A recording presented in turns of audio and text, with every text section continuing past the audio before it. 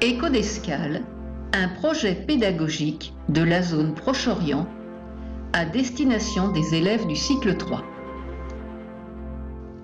Pour la deuxième année consécutive, ce projet a su séduire de nombreuses classes au Liban.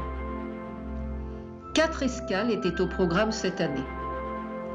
Chacune de ces escales permet une approche pluridisciplinaire d'un enjeu environnemental. Chaque escale a également un lien avec une problématique écologique au Liban. Première escale aux îles Salomon, où vivent des tortues marines.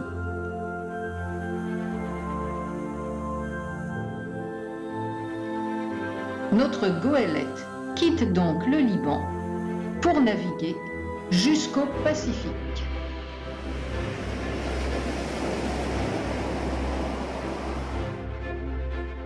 On connaît un être vivant qui a un rôle essentiel dans la mer. C'est la tortue marine. Savez-vous que les tortues marines habitaient dans tous les océans depuis 100 millions d'années? La tortue bute à partir des projets qui ont été souvent travaillés en groupe ou individuellement en arabe et en français.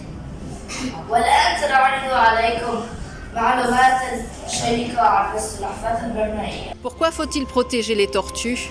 On a vu dans cette petite vidéo que les tortues, quand ils pondaient des œufs, pas tous survivaient. Il y avait beaucoup qui mouraient.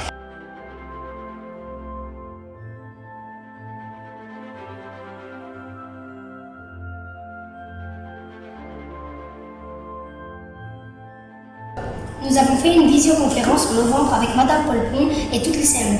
Nous avons travaillé sur les 4 R qui sont refuser, réduire, réutiliser, recycler. Et nous avons travaillé sur un 5e R qui est rendre à la terre. En avant pour l'escale 2. Nous restons dans l'océan Pacifique, direction l'atoll de Mopiti.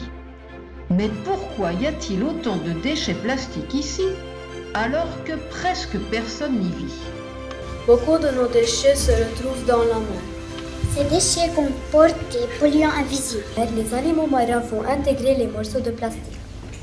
Cela peut causer la mort de certains animaux. C'est fabriqué avec quoi le plastique? Du pétrole, et de l'eau et du produit. On peut utiliser le plastique mais pas abuser. Les pailles, les plastiques à usage unique, il ne faut pas les utiliser.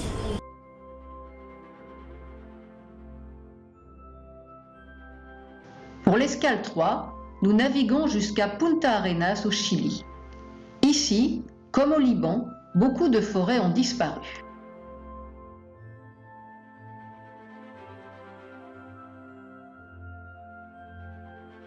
Les arbres se développent mieux en été? Je ne crois pas parce qu'il n'y a pas d'eau. Oui, tu as raison. On peut connaître l'âge d'un arbre en comptant les cernes? J'imagine, parce qu'à chaque cerne, ça fait 1 an. On peut calculer l'âge d'un arbre quand il est encore sur pied? Sûrement. La forêt primaire naturelle ou forêt native est en partie remplacée par d'autres arbres qui rapportent de l'argent.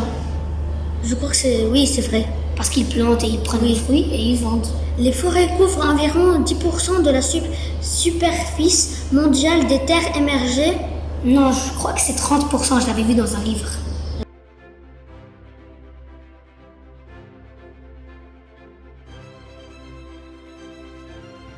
Dernière escale, San Diego, aux États-Unis. Les États-Unis, le pays où le jean a été inventé. Mais nos vêtements sont-ils très écologiques? Est-ce que le jean est le vêtement le plus porté de la planète? Oui, je pense. Est-ce qu'un jean c'est fabriqué surtout avec du coton? Je ne pense pas, je pense qu'il est fabriqué avec de l'eau le plus.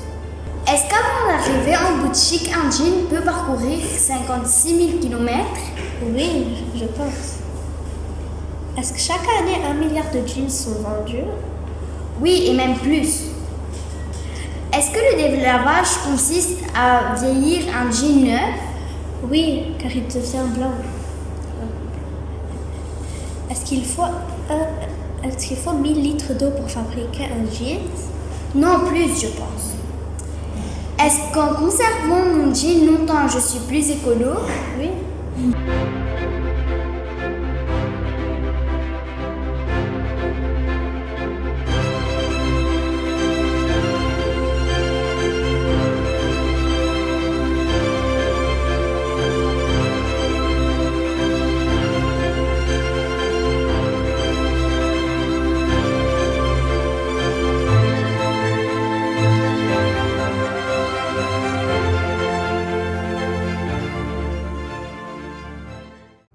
Bonjour, vous avez participé à Éco-d'Escale en tant que prof d'arabe. Qu'est-ce que vous avez travaillé avec les élèves et en quoi ça vous a semblé intéressant?